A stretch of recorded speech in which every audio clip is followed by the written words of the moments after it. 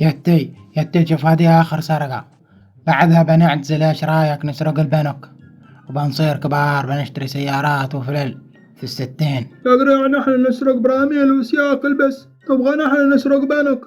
خاف الله. عفا عليك الخطة في راسي، اسمعني بس انت، بنصير تجار، بنعيش أفضل حياة. تعال سريع، تعال دخل هيا.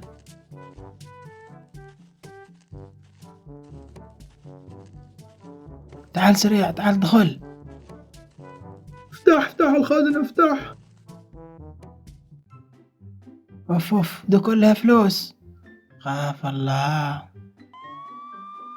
يا مصيبته الشرطة برا. يا قريع وين الخطة حقك؟ جاب الخطط وينها؟ اسمع عندي حنا، ايش رايك واحد مننا يضحي بنفسه ويشتغل العسكر، وواحد يهرب بالفلوس ويخبيها؟ انت وين رايك بس؟ طيب كم بجلس في السين؟ هو اللي بيدخل السين شوف بيحصل له 70% من السرقة، ايش رايك؟ تمام انا بجلس خلاص، بس اهم شي فلوسي خلها. خلاص تمام.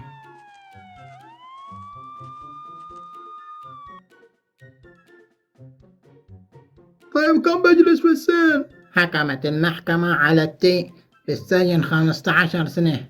يا ابوي يا قريع يا غدار، خاف الله. 15 سنة، ما كنت نحسبها 5 أشهر وبطلع. صبر يا اخوي، هلا 15 سنة بتمر كأنها 10 دقايق، وال70% بتخليك هامور أول ما تطلع.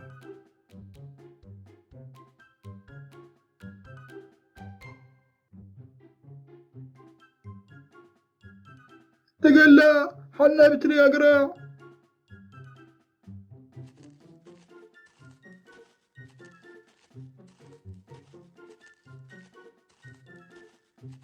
تقول لا حنا بتري يا قريع.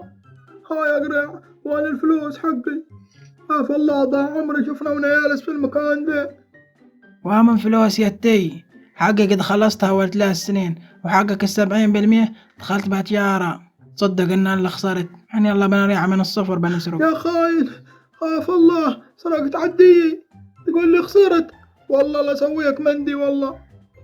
اسكت لا تفضحنا، معي خطة للهروب. هذا المفك شفته، بنفتح به باب السين الخلفي. خاف الله انت دحين عدي لي يومين وبخرج، بتحنب لي انت بتريعنا تاني مرة لهنا.